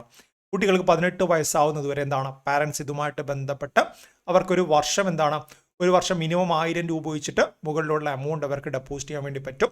18 വയസ്സായി കഴിഞ്ഞാൽ കുട്ടിക്ക് നേരിട്ട് ഇതിലേക്ക് നിക്ഷേപം നടത്തിയിട്ട് പെൻഷൻ പ്രായമെത്തുമ്പോൾ ഇതിൽ എമൗണ്ട് തിരിച്ച് വാങ്ങി ജീവിക്കാൻ വേണ്ടി സാധിക്കും. സോ അതിനുവേണ്ടി വന്ന പദ്ധതിയാണ് NPS Vatsalya scheme. The NPS Valsalya scheme announced in the Union Budget 2024-25 launched by Finance Minister Nirmala Sitharaman. നമുക്കൊക്കെ അറിയുന്ന കാര്യമാണ്, പരീക്ഷയ്ക്ക് വരുന്ന ചോദ്യമാണ്. ആരാണ് നിലവിലെ യൂണിയൻ ഫിനാൻസ് മിനിസ്റ്റർ എന്ന രീതിയിൽ അല്ലേ. നമ്മൾ ഒരുപാട് മിനിസ്റ്റേഴ്സ് ഓൾറെഡി പറഞ്ഞു കഴിഞ്ഞു അല്ലേ. അത്തരത്തിൽ ഇനി അങ്ങോട്ട് നമുക്ക് മിനിസ്റ്റേഴ്സിൻ്റെ പേരൊക്കെ പഠിക്കാണ്ട്, അതൊക്കെ നമ്മൾ കറണ്ട് അഫെയറിൻ്റെ ഭാഗമായിട്ട് ഇങ്ങനെ നമ്മൾ തന്നെ അറിയാതെ പഠിച്ചു പോകും. It is an extension of existing national pension scheme, but focus on children. നമുക്കറിയുന്നത് പോലെ നാഷണൽ പെൻഷൻ സ്കീമിൻ്റെ ഒരു എക്സ്റ്റെൻഡ് വേർഷനായിട്ട് ഇതിനെ വിളിക്കുന്നുണ്ട്. ബട്ട് ആർക്ക് വേണ്ടിയിട്ടാണ് നാഷണൽ പെൻഷൻ സ്കീം വരുന്ന അഡൽസിനാണെങ്കിൽ ഇത് കുട്ടികൾക്ക് വേണ്ടിയിട്ടാണ്. The NPS Valsalya scheme is a new initiative introduced in Budget 2024 to help parents save for their children's future by using the national pension system. ഈ പറയുന്ന NPS സംവിധാനം, നാഷണൽ പെൻഷൻ സ്കീം അല്ലെങ്കിൽ സിസ്റ്റത്തിൻ്റെ സഹായത്തോടുകൂടെ കുട്ടികളുടെ ഭാവി ഭദ്രമാക്കാൻ വേണ്ടി 18 വയസ്സുവരെ മാതാപിതാക്കൾക്ക് ഇൻവെസ്റ്റ് ചെയ്യാൻ വേണ്ടി പറ്റുന്ന പദ്ധതിയാണ് NPS Vatsalya scheme. The scheme allows parents to open an NPS Vatsalya account for the minor children and make contribution under the child turns 18. അങ്ങനെയൊക്കെ ചോദ്യം വരാറുണ്ടല്ലേ. താഴെ പറഞ്ഞ എന്തൊക്കെയാണ് NPS വാത്സല്യ സ്കീമുമായിട്ട് ബന്ധപ്പെട്ട് ശരിയെന്ന് ചോദിച്ചാൽ ഇങ്ങനെയുള്ള ഫാക്റ്റൊക്കെ വരും. Once child become adult the account transition into regular NPS account. കുട്ടി 18 വയസ്സെത്തി കഴിഞ്ഞാൽ ഈ പറയുന്ന NPS വാത്സല്യ സ്കീം എന്തിലേക്ക് മാറും? റെഗുലർ NPS അക്കൗണ്ട് ആയിട്ട് മാറും. മിനിമം ആനുവൽ കോൺട്രിബ്യൂഷൻ എത്രയാണ്? 1000 ആണ്. അപ്പർ ലിമിറ്റ് വരുന്നില്ല. This ensures a head start on retirement planning for child. ഇപ്പോൾ പല കുട്ടികൾക്കും പല ആളുകൾക്കും ഇപ്പോൾ അറിയാത്തൊരു കാര്യമാണ് ഇങ്ങനെ ഒരു NPS സ്കീമിൻ്റെ ഭാഗമാണെന്ന കാര്യം പോലും ഇപ്പോൾ 10-30 വയസ്സായ പല ആളുകൾക്കും അറിയാത്ത കാര്യമാണ്. അതൊക്കെ ചെറിയ കുട്ടികൾ ശീലിപ്പിക്കാൻ വേണ്ടിയിട്ടാണ് ഈ ഒരു പദ്ധതി വരുന്നത്. ഈ ഒരു സ്കീം ലോഞ്ച് ചെയ്തത് മിനിസ്ട്രി ഏതാണെന്ന് ചോദിച്ചാൽ ministry of woman and child development ആണ്. ഇനി ഇത് ഈ സ്കീം മാനേജ് ചെയ്യുന്ന ഡിപ്പാർട്ട്മെൻറ്റ് ചോദിച്ചാൽ pension fund regulatory and development അതോറിറ്റിയാണ്. നാഷണൽ പെൻഷൻ സ്കീമിൻ്റെ ഭാഗമായിട്ടാണിത് വരുന്നത്. അത്രയും കൂടെ അവിടെ നിന്ന് ഓർത്തു വെച്ചോളൂ. Next world heart day 2024. ലോക ഹൃദയ ദിനം, കിഡ്നി ദിനം, അതൊക്കെ പരീക്ഷയ്ക്ക് ചോദ്യങ്ങളായിട്ട് വരാറുണ്ടല്ലേ. സോ അത്തരത്തിൽ നമുക്ക് അറിയേണ്ട ഡേറ്റ് ആണ് വേൾഡ് ഹാർട്ട് ഡേയും. അതിൻ്റെ തീമൊക്കെ 1 മാർക്കിൻ്റെ ചോദ്യങ്ങളാണ് ഇതൊക്കെ. സോ അതിൻ്റെ തീമും ഹിസ്റ്ററിയും ഒക്കെ ജസ്റ്റ് നമുക്കൊന്ന് പരിശോധിച്ചിട്ട് പോവാം. ദ വേൾഡ് ഹാർട്ട് ഡേ 2024 എന്നാണ് September 29 theme use heart for action എന്നതാണ്. എന്താണ് തീം വരുന്നത്? യൂസ് ഹാർട്ട് ഫോർ ആക്ഷൻ എന്നതാണ്. World heart day was conceived in 1999 through a collaboration between the world heart federation and world health organisation. WHO-യും WHF-ഉം ചേർന്നിട്ടാണ് 1999 ഈ ഒരു ദിനം കൊണ്ടുവരാൻ വേണ്ടി തീരുമാനിച്ചത്. ഹൃദയത്തിൻ്റെ പ്രാധാന്യം അറിയിക്കാനും വർദ്ധിച്ചു വരുന്ന ഹൃദയരോഗങ്ങളെ കൺട്രോൾ ചെയ്യാനൊക്കെ വേണ്ടിയിട്ടാണ് അന്ന് ഈ ഒരു ഡേ അവർ കൊണ്ടുവന്നത്. ബട്ട് ഇനീഷ്യലി സെപ്റ്റംബർ 29 ആയിരുന്നില്ല ഈ ഒരു ദിനം അവർ ആചരിച്ചത്, മറിച്ച് September 24 the first world heart day എന്നാണ് സെലിബ്രേറ്റ് ചെയ്തത്. September 24, 2000 The WHO was choose September 24 because it marks the anniversary of the WHF establishment in 1950. 1950 world heart federation രൂപീകരിച്ചത് സെപ്റ്റംബർ 24 ആ ഒരു ഓർമ്മയ്ക്കായിട്ടാണ് അവർ സെപ്റ്റംബർ 24 എന്ന് പറഞ്ഞ ഡേറ്റ് എടുത്തത്. ബട്ട് പിന്നീട് ഈ ഒരു ഡേറ്റ് അവർ റീഷെഡ്യൂൾ ചെയ്തിട്ടുണ്ട് 2012. In 2012 recognizing the urgency of reducing mortality due to non-communicable disease including cardiovascular disease, global leaders to set reduce this death by 25% by 2025. 2025 ഇങ്ങനെ സംഭവിക്കുന്ന മരണങ്ങൾ 25% കുറയ്ക്കണമെന്ന ലക്ഷ്യത്തോടുകൂടെ 2012 ഒരു ക്യാമ്പയിൻ ആരംഭിക്കുകയും അങ്ങനെയാണ് ഈ ഒരു ഡേറ്റ് എന്താണ് സെപ്റ്റംബർ 29 മാറുകയും ചെയ്തത്. ആ ഒരു ഹിസ്റ്ററി കൂടെ പറഞ്ഞാൽ ഇങ്ങനെ ചോദ്യം വരികയാണെങ്കിൽ നമുക്ക് ഉത്തരത്തിലേക്ക് എത്താൻ വേണ്ടി സാധിക്കും. നെക്സ്റ്റ് എന്താണ് 10 years of Swachh Bharat mission. പരീക്ഷയ്ക്ക് വന്നുകൊണ്ടിരിക്കുന്ന ഒരു ചോദ്യമാണല്ലോ സ്വച്ഛ് ഭാരത് മിഷനുമായിട്ട് ബന്ധപ്പെട്ട് അതിൻ്റെ ലോഞ്ച് ചെയ്യാറ് അതുപോലുള്ള കാര്യങ്ങളൊക്കെ ചോദിക്കാറുണ്ട്. സോ സ്വച്ഛ് ഭാരത് മിഷന്റെ 10ാമത്തെ വർഷം ആചരിക്കുന്നു എന്ന് പറയുമ്പോൾ 10 വർഷങ്ങൾക്ക് മുൻപാണ് ഇത് ആരംഭിച്ചത്.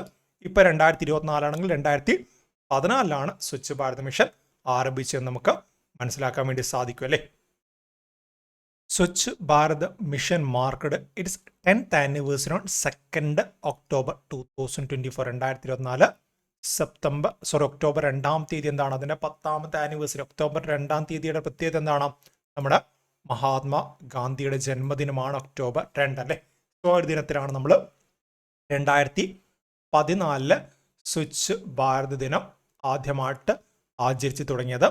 On October 2nd, Prime Minister Modi celebrated 10 years of Swachh Bharat Mission at Vigyan Bhavan, launching project worth over 9,600 crore, which includes അതായത് ഈ ഒരു ചടങ്ങിൽ 9,600 കോടി രൂപയുടെ പദ്ധതികൾ, വിവിധ പദ്ധതികൾ നമ്മുടെ പ്രൈം മിനിസ്റ്റർ അനൗൺസ് ചെയ്യുന്നുണ്ട്. സോ എല്ലാ പദ്ധതിയും നമുക്ക് അറിയാനൊന്നുമില്ല. എമൗണ്ട് നമുക്ക് പരീക്ഷയ്ക്ക് അങ്ങനെ PSC ചോദിക്കാറില്ല, SSC ഒക്കെ ചോദിക്കുന്ന പോലെ ചോദിക്കാറില്ല. ബട്ട് എന്താണ് ഏതൊക്കെയാണ് ഇതിൻ്റെ പദ്ധതികളെന്ന് പഠിച്ചു വെക്കണം. 6,800 കോടി രൂപ ചെലവഴിച്ചിട്ട് നമ്മൾ അർബൻ വാട്ടർ ആൻഡ് സീവേജ് സിസ്റ്റവുമായിട്ട് ബന്ധപ്പെട്ട അമൃത് 2.0 ലോഞ്ച് ചെയ്യേണ്ട ഓൾറെഡി ഉള്ള സ്കീമാണ്. അതെന്താണ് അതൊന്നുകൂടെ കൂടുതൽ ഫണ്ട് അതിന് അനുവദിച്ചു. ഇനി എന്താണ് ₹1,550 crore four water quality and waste management in Ganga basin. So national mission for clean Ganga എന്ന പദ്ധതിക്ക് 1,550 കോടി രൂപ വീണ്ടും അനുവദിച്ചു. ഇനി 1,332 കോടി രൂപ എന്തിനാണ്? For 15 compressed biogas plant project under Gobardhan scheme. 15 compressed biogas plant സ്ഥാപിക്കാൻ വേണ്ടി ഗോബർധൻ സ്കീമിന്റെ ഭാഗമായിട്ട് 1,332 കോടി രൂപയും അനുവദിച്ചിട്ടുണ്ട്. So Amrut 2.0, national mission for clean Ganga, Gobardhan scheme, ഈ 3 സ്കീമുകൾക്ക് ഫണ്ട് അനുവദിച്ചിട്ടുണ്ട്. It was launched on 2nd October 2014 by the ministry of drinking water and sanitation and ministry of housing and urban affairs. 2014 October 2-ാം തീയതി ministry of drinking water and സാനിറ്റേഷനും ministry of housing and urban അഫയേഴ്സും ചേർന്നിട്ടാണ് Swachh Bharat mission അന്ന് ആരംഭിച്ചത്. 2 components വരുന്നുണ്ട് അല്ലേ. ഒന്ന് അർബൻ കമ്പൗണ്ടും മറ്റൊന്ന് റൂറൽ കമ്പൗണ്ടും. അർബൻ കമ്പൗണ്ട് ഇംപ്ലിമെന്റ് ചെയ്യുന്ന ministry of housing and urban അഫയേഴ്സും റൂറൽ കമ്പൗണ്ട് ഇംപ്ലിമെന്റ് ചെയ്യുന്ന മിനിസ്ട്രി ഓഫ് ജൽശക്തിയാണ്. എന്താണ് സ്വച്ഛ് ഭാരത് മിഷന്റെ ലക്ഷ്യം എന്ന് ഒരു മാർക്കിന് ചോദിച്ചാൽ to make the country open defecation free. തുറസായ സ്ഥലത്ത് മലമൂത്ര വിസർജനം ഒഴിവാക്കാൻ വേണ്ടിയിട്ടാണ് ഈ ഒരു പദ്ധതി വന്നത്. നെക്സ്റ്റ് എന്താണ്? ശാസ്ത്ര ഗവേഷണത്തിന് യൂറോപ്യൻ യൂണിയൻ നൽകുന്ന 1.3 കോടി രൂപയുടെ മേരി ക്യൂറി ഫെലോഷിപ്പ് മലയാളിയായിട്ടുള്ള നമിത നായർക്ക്. ഇത്തരത്തിലുള്ള ചോദ്യങ്ങൾ നമുക്ക് യുണീക്കായിട്ട് കാണാൻ വേണ്ടി സാധിക്കും അല്ലേ. PSC ബുള്ളറ്റിൽ എടുത്തു പറയുന്ന കാര്യമാണ്. ശാസ്ത്ര ഗവേഷണമായിട്ട് ബന്ധപ്പെട്ട യൂറോപ്യൻ യൂണിയൻ റിസർച്ചുമായിട്ട് ബന്ധപ്പെട്ട് 1.3 കോടി രൂപയുടെ മേരി ക്യൂറി ഫെലോഷിപ്പ് നൽകാറുണ്ട്. അതിന് ഇത്തവണ അർഹയായിട്ടുള്ളത് ഒരു മലയാളിയാണ്. മലയാളിയുടെ പേരെന്താണ്? നമിത നായർ. ആ ഒരു നമിത നായർ എന്ന് പറയുന്ന ആ ഒരു പേര് നമ്മളവിടെ പഠിച്ചു വെച്ചാൽ മതി. ഓക്കെ, ടഫ് ചോദ്യങ്ങൾ വരുന്നുണ്ടെങ്കിൽ ഇങ്ങനെയുള്ള ചോദ്യങ്ങളൊക്കെ നമുക്ക് എടുത്ത് ചോദിക്കാം. നെക്സ്റ്റ് എന്താണ്? കേരള സംസ്ഥാന ചലച്ചിത്ര വികസന കോർപ്പറേഷൻ KSFDC എന്ന് പറയും, കേരള സ്റ്റേറ്റ് ഫിലിം ഡെവലപ്മെന്റ് കോർപ്പറേഷന്റെ നേതൃത്വത്തിൽ സ്ത്രീകൾക്കായിട്ട് ഒരുക്കിയിരിക്കുന്ന പുതിയ താമസ പദ്ധതിയാണ് സഖി ഡോർമെട്രി. ഫിഗറിൽ കാണുന്നത് പോലെ എന്താണ് സ്ത്രീകൾക്ക് ചെറിയൊരു എമൗണ്ടിൽ AC ഡോർമെട്രിയും കാര്യങ്ങളൊക്കെ സുരക്ഷിതമായുള്ള സൗകര്യങ്ങൾ ലഭ്യമാക്കുക. അതാണ് സഖി ഡോർമെട്രി. അങ്ങനെയും ചോദ്യം വരാം. സഖി ഡോർമെട്രി ആരുടെ നേതൃത്വത്തിലാണ് വന്നത്? കേരള സംസ്ഥാന ചലച്ചിത്ര വികസന കോർപ്പറേഷന്റെ നേതൃത്വത്തിലാണ്. അടുത്ത എന്താണ്? അരീസ് കൊല്ലം സെയിലേഴ്സ് അല്ലെ. ഞാൻ ജസ്റ്റ് ഇവിടെ അരീസ് കൊല്ലം സെയിലേഴ്സ് എന്ന് മാത്രമേ കൊടുത്തുള്ളൂ. അരീസ് കൊല്ലം സെയിലേഴ്സിന്റെ നേട്ടം എന്താണ്? റീസെന്റ് ആയിട്ട് നടന്ന ആദ്യത്തെ എഡിഷൻ കേരള ക്രിക്കറ്റ് ലീഗുമായിട്ട് ബന്ധപ്പെട്ട് അതിൽ വിജയികളായി. അരീസ് കൊല്ലം സെയിലേഴ്സ് എന്താണ്? കേരള ക്രിക്കറ്റ്